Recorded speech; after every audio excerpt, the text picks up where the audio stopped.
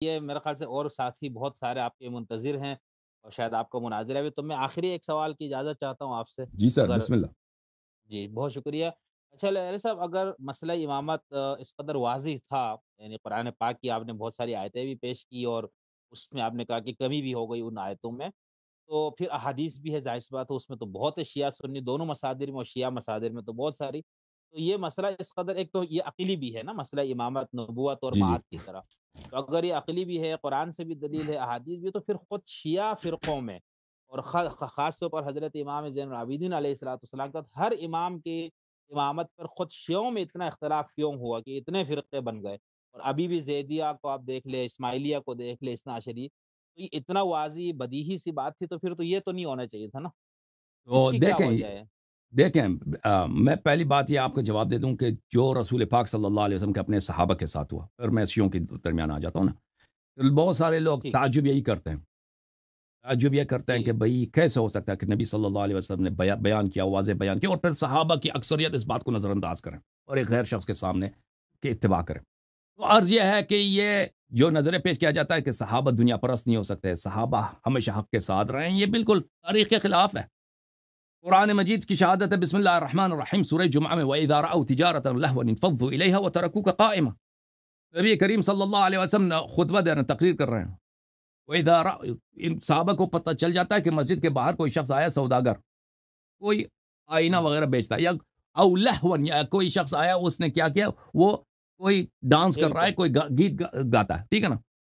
نبی صلی اللہ علیہ وسلم کو اکیلے کڑے وہ تقریر کرتے ہوئے چھوڑتے، خود دوڑتے ہیں، دوڑ کے جاتے ہیں، دوڑ کے جاتے ہیں۔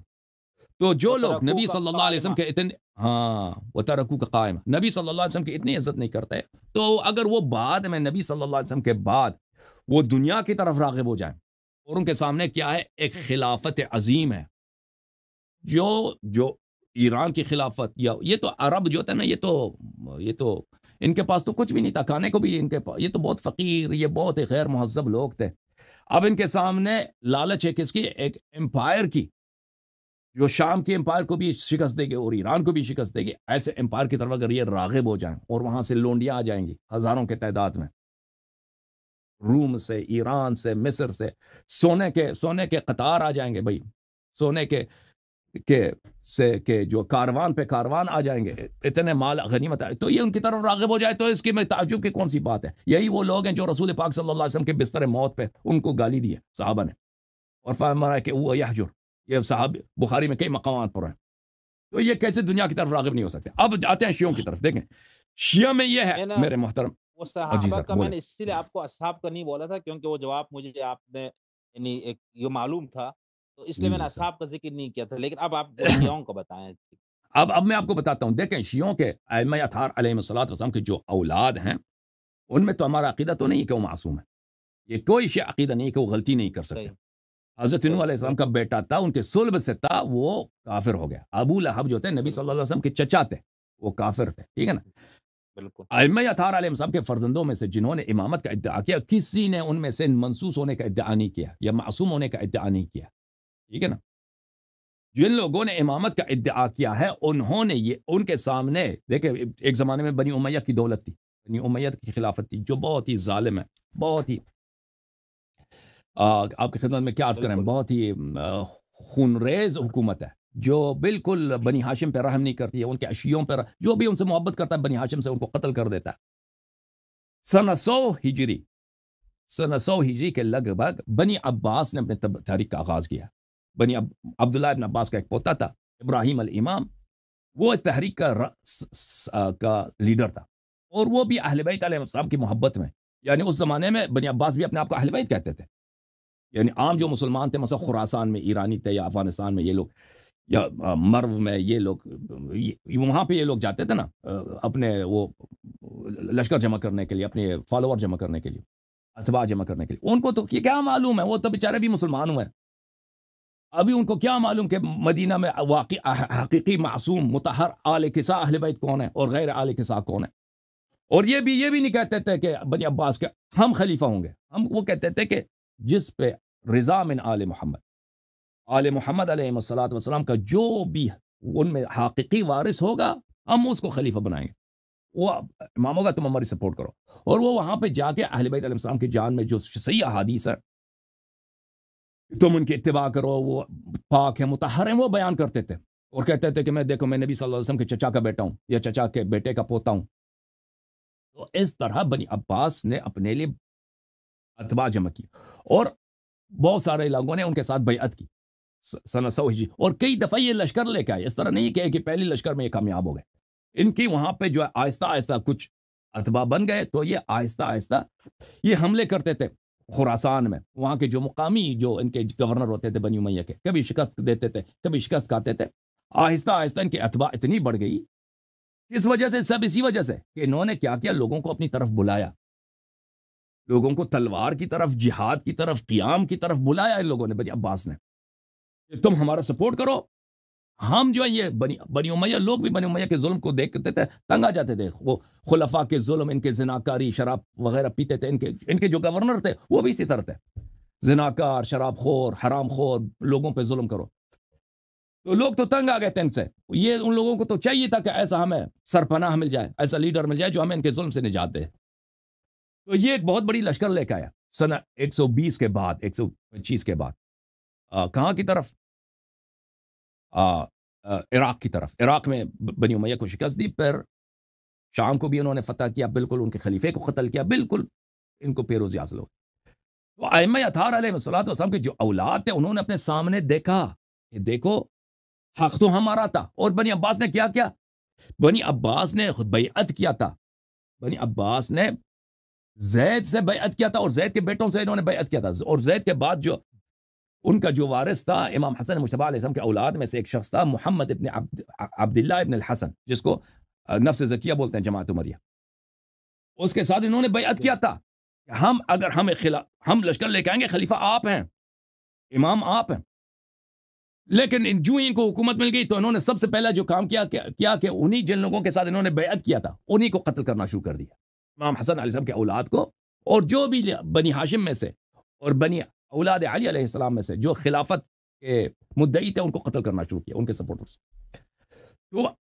ائمہ اطہار علیہ السلام کے اولاد اپنے آنکھوں پہ انہوں نے دیکھا کہ دیکھے کچھ لوگوں نے تحریک چلائی ہے، ان کا حق بھی نہیں بنتا تھا، ان کے اب اتنی شاندار حکومت بن گئی ہے دنیا میں، بنی عباس کا جو امپائر ہے، شمال افریقہ سے لے کر سمرقند تک، اور سمرقند سے آگے تک، وہاں سے انڈیا تک، یہ سب ان کے لشکر میں ہے، یہ تو ہمارا حق بنتا ہے۔ تو دیکھیں اگر ان میں سے کچھ افراد راغب، اور لوگ بھی عزت کرتے ہیں اہل بیت علیہ السلام کی، مدینے کے لوگ، عراق کے لوگ، یہ تو جانتے ہیں کیونکہ دیکھیں خراسان کے لوگ یا مصر کے لوگ اگر نہیں جانتے کہ اولاد علی علیہ السلام کون ہیں، لیکن عراق کے لوگ تو جانتے ہیں نا، مدینے کے لوگ تو جانتے ہیں، یہ تو وہیں کے رہنے والے ہیں، تو یہ لوگ بہت عزت کرتے تھے اگر کوئی شخص امام حسین علیہ السلام کے اولاد میں سے یا امام جعفر صادق علیہ السلام کے اولاد میں سے یا حضرت امام کاظم علیہ السلام کے اولاد میں سے، اس کی بڑی عزت ہوتی تھی، بہت احترام ہوتا تھا ان کے آباء طاہرین کی وجہ سے، حالانکہ اس کا کردار اپنا اتنا اچھا ہو یا نہ ہو، لوگ بہت عزت کرتے تھے، شیعہ اور غیر شیعہ، یعنی یہ نہیں صرف روافض، سب مسلمان عزت۔ اور جب یہ لوگ کہتے تھے نا کہ آؤ ہمارے ساتھ بیعت کرو، ہم تو آل رسول ہیں، رسول اللہ صلی اللہ علیہ وسلم کی حدیث ہے کہ تم اہل بیت کے سپورٹ کرو، اہل بیت سے محبت کرو، اہل بیت کے لیے جان فدا کرو، ان کی اطاعت کرو، تو بہت سارے لوگ آ کے ان کے ساتھ بیعت کرتے تھے۔ تو عرض یہ ہے میرے بھائی میرے عزیز کہ یہ جن لوگوں نے امامت کا ادعا کیا ہے انہوں نے کبھی کسی ان میں سے اس بات کا ادعا نہیں کیا کہ ہم منسوس ہیں یا ہم معصوم ہیں، ادعا نہیں کیا، صرف اس بات کا ادعا کیا وہ لوگوں نے کہ امام وہ ہے جو تلوار اٹھائے، تلوار، یعنی اکثر زیدی تھے نا، زیدی اسماعیلیوں کی اسماعیلیت تو بعد میں آ گئے نا، ائمہ اطہار علیہ السلام کے زمانے کے بعد کی بات ہے، ان کی حکومت تو بہت بعد میں بنی ہے۔ جو امام جعفر صادق علیہ السلام یا امام باقر علیہ السلام، امام کاظم، امام رضا علیہ السلام کے زمانے میں اسماعیلیوں کی تو کوئی تحریک نہیں تھی نا سیاسی، اس زمانے میں صرف زیدی تحریک تھی، زیدیوں کی تحریک تھی۔ زیدی جو امام تھے، زیدی امام مانتے تھے، بالکل مانتے تھے، دیکھیں وہ پرائیویٹ میں کہتے بھی تھے کہ اصلی امام جعفر صادق علیہ السلام ہے، پرائیویٹ میں، لوگوں کے سامنے نہیں کہتے تھے، اپنے مریدوں کے سامنے نہیں، لیکن پرائیویٹ میں زید خود بھی کہتا تھا اصل جو امام ہے میرا بھائی امام محمد باقر علیہ السلام ہے، ان کے بعد امام جعفر صادق علیہ السلام ہے، لیکن اپنے مریدوں کے سامنے وہ پھر ان کو کچھ اور باتیں کہتے تھے نا، وہ زیدی امام جو تھے، مریدوں کے سامنے وہ یہ کہتے تھے کہ جو تلوار اٹھائے وہ امام ہے، جو جہاد کرے، جو قیام کرے، اور شرط یہ بھی ہے کہ علوی و فاطمی ہو، وہ امام ہے، صحیح ٹھیک ہے نا. وہ تو اس طرح انہوں نے اپنا ایک مسلک بنایا، اور اس کی وجہ اس کی وجہ کیا ہے، اس کی دلیل کیا ہے، وہ کیوں اس طرح کر گئے وہ لوگ؟ حب دنیا، حب دنیا. کیونکہ حکومت ایک ایسی چیز ہے نا. اب دیکھیں آپ کے پاکستان میں کوئی شخص اگر حاکم بننا چاہتا ہے اس کا کیا طریقہ کار ہے؟ وہ الیکشن لڑے گا، پرائم منسٹر اپنے اتوا بنائے گا، پرائم منسٹر شاید بن جائے یا نہ بن جائے الگ بات ہے، طریقہ کار یہی ہے. یا فوج میں آپ بہت بڑا جنرل بن جائیں، فوج کے تھرو آپ اگر وہاں حاکم پاکستان بن سکیں. تو اس کے دو طریقے ہیں اور طریقہ کار نہیں ہے. اس زمانے میں طریقہ کار یہی تھا، اس زمانے میں الیکشن وغیرہ تو تھا نہیں. اس زمانے میں یہی تھا کہ آپ کچھ ایک سپاہ بنا دیں، ایک چھوٹا سا لشکر بنا دیں، ایک شہر پہ قبضہ کریں، پھر اگلے شہر پہ، پھر اگلے شہر پہ، پھر اگلے شہر پہ قبضہ کریں، آپ کی حکومت بن جائے. اور جو اصلی خلیفہ ہے، جو خلیفہ ہے مثلا شام میں یا بغداد میں، اس کو عسکری طور پہ شکست دے دیں، اس کا سر قلم کر دیں، تو آپ خلیفہ بن جاتے ہیں. تو یہ جن لوگوں نے امامت کا ادعا کیا ہے، خلافت کا ادعا کیا ہے، وہ سیاسی اور حکومتی مقامات کے طالب تھے. ان میں سے کوئی ایسا نہیں گزرا ہے جو ائمہ علیہ السلام کے مخالف جو امام تھے کہ وہ یہ کہتے ہیں کہ ہم جہاد نہیں کریں گے، ہم امام ہیں، ہمیں حکومت نہیں چاہیے، ہم امام ہیں. کوئی نہیں کہتا، اور یا ہم معصوم ہیں یا ہم منسوس ہیں، کوئی نہیں کہتا. وہ سب کہتے تھے کہ ہم اہل بیت میں سے، آپ ہماری سپورٹ کریں تاکہ ہماری حکومت بن جائے. اور بہت سارے ان میں سے یہ ہوتے تھے کہ جب وہ پکڑے جاتے تھے، بنی عباس ان کو پکڑتے تھے، اور بنی عباس بعد میں بہت چالاک بن گئے تھے. ان سے توبہ کراتے تھے تو پھر ان کو چھوڑتے تھے، ان کو لاتے تھے ممبر پہ، وہ تقریر، مجھ سے غلطی ہو گئی ہے بھائی، اب میں خلیفہ نہیں ہوں، میں جو منصور ہے یا میں ہارون ہے، میں اس کو اپنا خلیفہ مانتا ہوں. پھر اس کو چھوڑتے تھے، پھر وہ ایک عام شہری کی زندگی گزارتا تھا. پھر یا اس کو قاضی یا بناتے تھے یا گورنر بھی بناتے، اس طرح بھی ہوتا تھا، ٹھیک ہے نا. تو ائمہ اطہار علیہ السلام کے اولاد میں سے جن لوگوں نے خلافت کا ادعا کیا، وہ صرف اسی طرح جیسے صحابہ نے خلافت کا ادعا باطل ادعا کیا. بہت آپ کو اللہ تعالیٰ آپ کو سلام. اگر مزید سوال ہے میں آپ کی خدمت میں حاضر ہوں.